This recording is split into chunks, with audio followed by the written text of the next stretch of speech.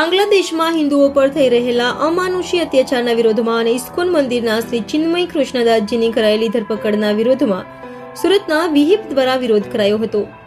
Surat railway સ્ટેશને વિશ્વ હિન્દુ પરિષદ દ્વારા વિરોધ પ્રદર્શન કરાયો હતો અને જણાવાયું હતું કે છેલ્લા 6 મહિનાથી બાંગ્લાદેશમાં વસતા હિન્દુઓ પર અમાનુષી અત્યાચાર થઈ રહ્યા છે। બાંગ્લાદેશના હિન્દુઓની સ્થિતિ દયનીય છે। ઇસ્લામિક કટ્ટરપંથીઓ દ્વારા હિન્દુ સમાજને યોજનાપૂર્વક નિશાન બનાવી રહ્યો છે અને બાંગ્લા સરકાર મુખ પ્રેક્ષક બનીને તેને સમર્થન આપી રહી છે।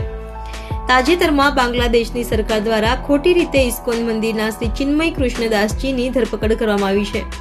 આ તમામ ઘટનાઓ હિન્દુ સમાજ સામે ખતરાની ઘંટડી સમાન છે, જેથી બાંગ્લાદેશમાં હિન્દુઓ પર થઈ રહેલા અત્યાચારોના વિરોધમાં તથા શ્રી ચિન્મય કૃષ્ણદાસજીની મુક્તિ માટે વિશ્વ હિન્દુ પરિષદ દ્વારા ધરણા પ્રદર્શનનો કાર્યક્રમ યોજાયો હતો। આ ધરણા કાર્યક્રમમાં મોટી સંખ્યામાં હિન્દુ સમાજના લોકો જોડાયા હતા અને વિરોધ કરાયો હતો। હું હિતેશ કુમાર જૈન, વિશ્વ હિન્દુ પરિષદ દક્ષિણ ગુજરાત પ્રાંત સેવા પ્રમુખ દાયિત્વ છું।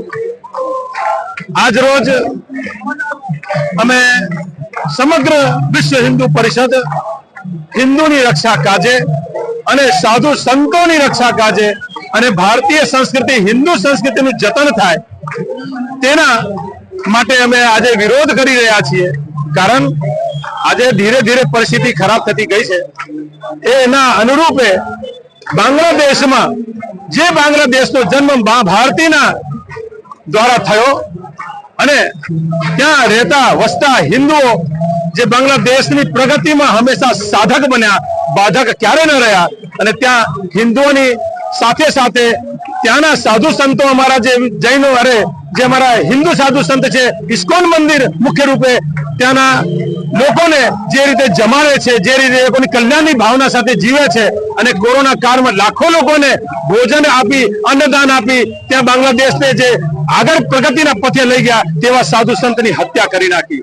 વિશેષ રૂપે વર્તમાનમાં પણ ત્યાંની જયારે સરકાર બદલાઈ ત્યાં ઇસ્લામિક જે કટ્ટરપંથીઓ છે એવમ એની સાથે સાથે ત્યાંના જે ડાવેરીઓ છે તેઓ લોકો પણ મળીને આજે અમારા આદરણીય પૂજનીય એવા ચિન્મય કૃષ્ણદાસજીને જે ઇસ્કોન મંદિરના અમારા સાધુ છે એમને પણ ગેર કાનૂની રૂપે, અમાનવીય રીતે, અલોકતાંત્રિક રૂપે એમને ગિરફ્તાર કર્યા છે। એ ગિરફ્તાર માટે અમે માંગ કરીએ છીએ કે તેઓને તાત્કાલિક મુક્ત કરે અને હિન્દુ સમાજની રક્ષા કરે, એ જ અમારી માંગ છે। તેના રૂપે સુરતમાં અમે આજે ધરણાનો કાર્યક્રમ રાખ્યો છે। આગળ પર વિરોધ થતો રહેશે।